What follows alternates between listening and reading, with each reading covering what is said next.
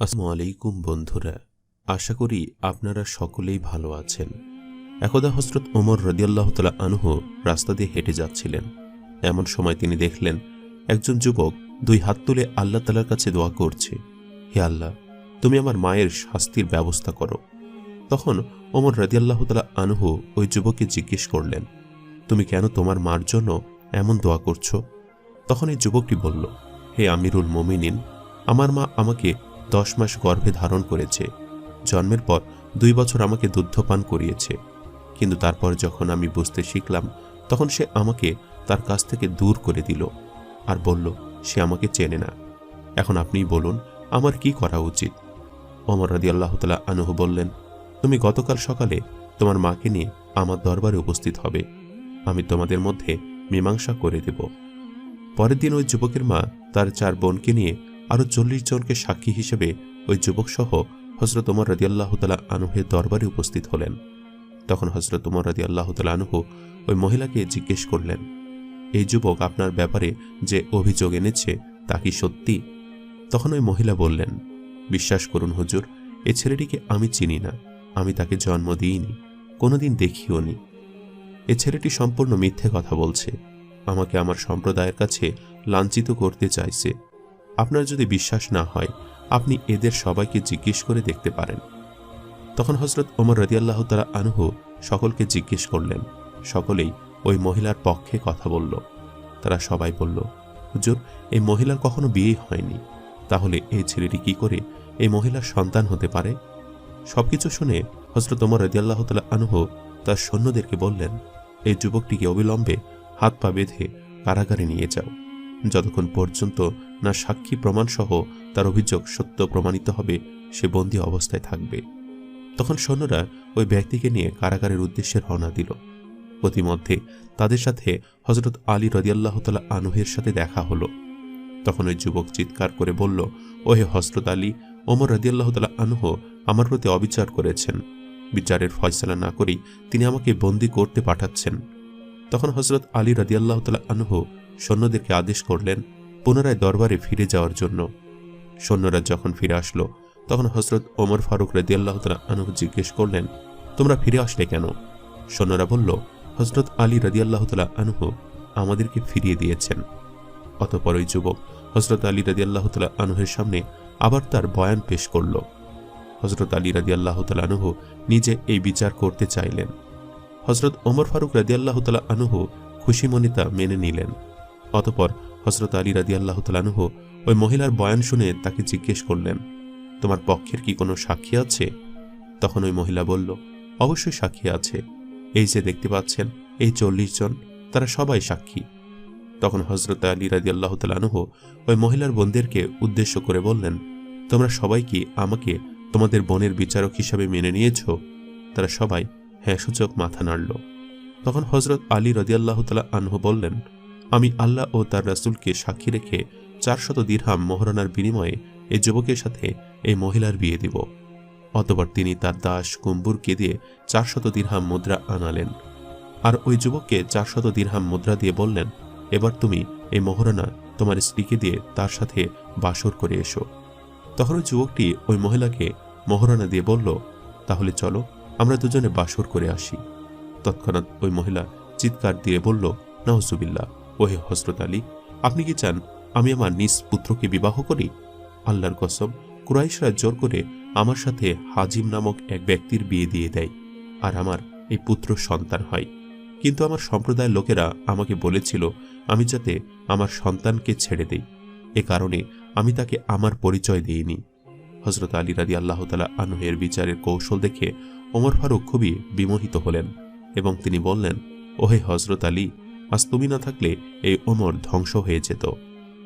একদা মহানবী হযরত মুহাম্মদ সাল্লাল্লাহু আলাইহি সাল্লাম মসজিদে নববীতে বসেছিলেন। এমন সময় তার এক গরীব সাহাবী আব্দুল্লাহ আনসারী এসে বললেন, হে আল্লাহর রাসূল, আমার ছোট ছেলেটি প্রতিবেশী এক ইহুদির বাড়ির খেজুরের গাছে পড়ে থাকা খেজুর কুড়িয়ে প্রতিদিন খেত। আজ সে অপরাধে ওই ইহুদি আমার ছেলেটিকে মারধর করে খেজুর গাছের সাথে বেঁধে রেখেছে। রাসূল সাল্লাল্লাহু আলাইহি ওয়াসাল্লাম বললেন, তুমি বাড়িতে ফিরে যাও। আব্দুল্লাহ আনসারী রাসূলের কথা মতো বাড়িতে ফিরে আসলেন। রাসূল সাল্লাল্লাহু আলাইহি ওয়াসাল্লাম মসজিদে নববীতে বসে কান্না করতে শুরু করলেন। তারপর একে একে হযরত আবু বকর রাদিয়াল্লাহু তাআলা আনহু, ওমর ফারুক রাদিয়াল্লাহু তাআলা আনহু এবং আলী রাদিয়াল্লাহু তাআলা আনহু এসে নবীজির কাছে তার কান্নার কারণ জানতে চাইলেন এবং তার সমস্যার সমাধান করতে চাইলেন। কিন্তু তিনি কারো সাথেই কথা বললেন না, একাধারে কেঁদেই চললেন। অতঃপর হযরত ওসমান গনি রাদিয়াল্লাহু তাআলা আনহু এসে উপস্থিত হলেন এবং রাসূল সাল্লাল্লাহু আলাইহি ওয়াসাল্লামের কাছে তার কান্নার কারণ জানতে চাইলেন। বিশ্বনবী হযরত মুহাম্মদ সাল্লাল্লাহু আলাইহি ওয়াসাল্লাম এবার মুখ তুলে তাকালেন এবং বললেন, ওসমান গনি, তুমি এসেছো? আমি তোমারই অপেক্ষায় ছিলাম। আমার গরিব সাহাবী আব্দুল্লাহ আনসারীর ছেলে প্রতিবেশী এক ইহুদির বাড়ির খেজুর গাছের নিচে পড়ে থাকা খেজুর কুড়িয়ে খেত।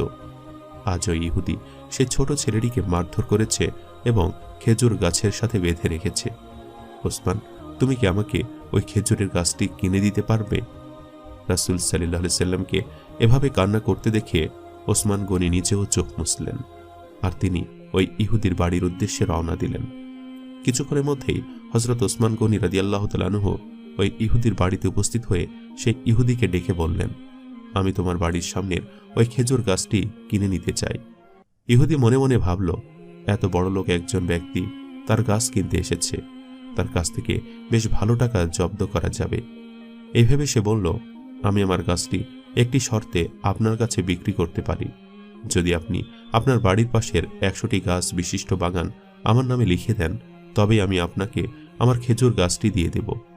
তখন হযরত ওসমান রাদিয়াল্লাহু তাআলা আনহু বললেন, ও হে ইহুদি, আমি আমার রাসূলের চোখের পানি মোছার জন্য তোমার কাছে গাছ কিনতে এসেছি। আজ যদি তুমি আমার বাড়ির পাশের 100টি গাছ বিশিষ্ট বাগানের পরিবর্তে আমার জীবনে অর্জিত সমস্ত সম্পত্তিও দাবি করতে, তবু আমি তোমাকে দিয়ে দিতাম। সুবহানাল্লাহ।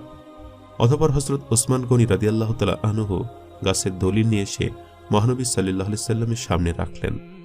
তখন রাসূল সাল্লাল্লাহু আলাইহি ওয়াসাল্লাম বললেন, ও হে ওসমান গনি, কসম আল্লাহর, আমি মুহাম্মদ তোমাকে ছাড়া জান্নাতে প্রবেশ করব না।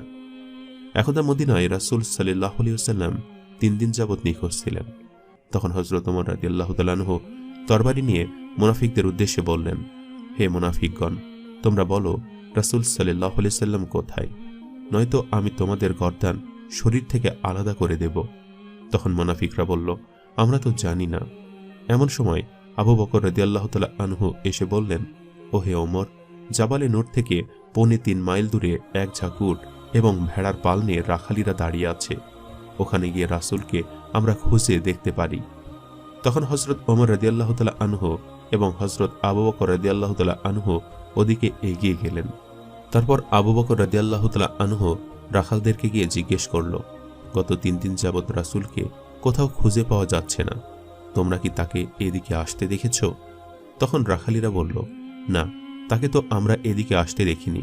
তবে ওই পাহাড়ের গুহায় আজ 3 দিন যাবত কোনো এক ব্যক্তি উম্মতি উম্মতি বলে কেঁদেই চলেছেন, আর তার সেই কান্না শুনে আমাদের ভেড়ারা একটি দানাও গ্রহণ করছে না, কোনো ঘাস খাচ্ছে না। এত পেটানোর পরেও কোনোভাবেই তারা খাবার গ্রহণ করছে না। এমনকি ওই লোকের সাথে সাথে আমাদের ভেড়া এবং উটগুলোও কাঁদছে। রাখালিদের কথা শুনে তারা দুজনেই বুঝতে পারলেন যে যার কান্নায় পশুরা পর্যন্ত তাদের খাওয়া দাওয়া ছেড়ে দেয়, সে আর কেউ নয়, বিশ্বনবী হযরত মুহাম্মদ সাল্লাল্লাহু আলাইহি ওয়াসাল্লাম। অতঃপর তারা দুজন পাহাড়ের গুহায় গিয়ে দেখলেন সিজদারত অবস্থায় প্রিয় নবী কান্না করছেন। হযরত আবু বকর বললেন, ওহে নবী, যে উম্মতের জন্য আপনি কাঁদছেন, আমি আবু বকর আল্লাহর কসম করে বলছি, আমার জীবদ্দশায় করা সকল নেক আমল আমি আপনার সেই উম্মতকে দান করলাম। সুবহানাল্লাহ।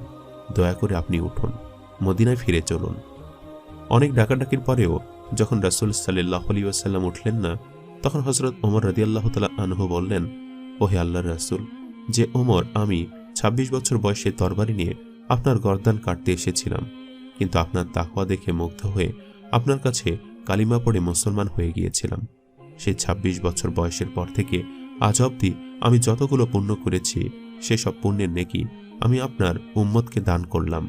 তবু আপনি আর কাঁদবেন না, আপনি উঠুন, আমাদের সাথে মদিনা ফিরে চলুন। কিন্তু যখন রাসূল সাল্লাল্লাহু আলাইহি ওয়াসাল্লাম কোনোভাবেই উঠলেন না, তখন তারা দুজন হযরত আলী রাদিয়াল্লাহু তাআলা আনহুর কাছে গেলেন। গিয়ে তাকে জানালেন সব কথা। হযরত আলী রাদিয়াল্লাহু তাআলা আনহু গিয়ে ফাতেমা রাদিয়াল্লাহু তাআলা আনহাকে বললেন, রাসূলের খোঁজ পাওয়া গিয়েছে। তিনি জাবালে নূর থেকে 3.25 মাইল দূরে পাহাড়ের গুহায় আছেন। অতঃপর হযরত ফাতিমা রাদিয়াল্লাহু তাআলা আনহা হাসান এবং হুসাইনকে নিয়ে পাহাড়ের গুহায় উপস্থিত হলেন। এসে বললেন, আব্বাজান, আপনি আজ 3 দিন যাবৎ এখানে আপনার উম্মতের জন্য কাঁদছেন। এদিকে আমি 3 দিন যাবৎ আপনার জন্য চিন্তায় না খেয়ে রয়েছি। আপনি একটাবারও আপনার মায়ের কাছে বলে আসলেন না, আমি আপনার মা ফাতিমা এসেছি, আপনি উঠুন। আমি ওয়াদা করছি, আমি ফাতিমার জীবনের সমস্ত নেকি আপনার উম্মতকে দান করলাম, দয়া করে আপনি উঠুন। তবু রাসূল সাল্লাল্লাহু আলাইহি সাল্লাম উঠলেন না।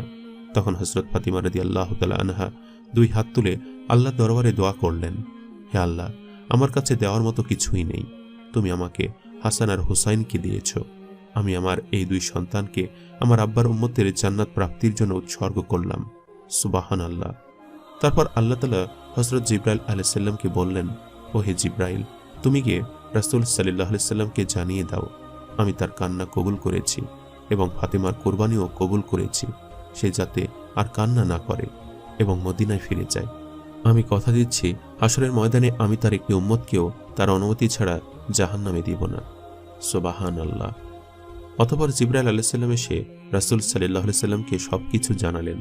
রাসূল সাল্লাল্লাহু আলাইহি সাল্লাম সিজদারত অবস্থা থেকে উঠলেন এবং ফাতিমা রাদিয়াল্লাহু তাআলা আনহাকে উদ্দেশ্য করে বললেন, ও হে ফাতিমা, আমি চেয়েছিলাম আমি ঠিক ততক্ষণ পর্যন্ত কাঁদব যতক্ষণ পর্যন্ত না আল্লাহ তাআলা আমার দোয়া কবুল করেন। সুবহানাল্লাহ। আসুন বন্ধুরা, যে নবী আমাদের জন্য এত কেঁদেছেন, এমনকি হাসরের ময়দানেও আমাদের জন্য সুপারিশ করবেন, সে নবীর উদ্দেশ্যে আমরা দরুদ পড়ি, লা ইলাহা ইল্লাল্লাহু মুহাম্মাদুর রাসূলুল্লাহ সাল্লাল্লাহু আলাইহি ওয়াসাল্লাম। সম্মানিত দর্শক, ভিডিওটি আপনাদের কাছে কেমন লেগেছে তা আমাদের কমেন্ট করে অবশ্যই জানাবেন। আর সবাই আমাদের সাথেই থাকবেন। আজ তাহলে এই পর্যন্তই। আপনারা ভালো থাকবেন, সুস্থ থাকবেন। আল্লাহ হাফেজ।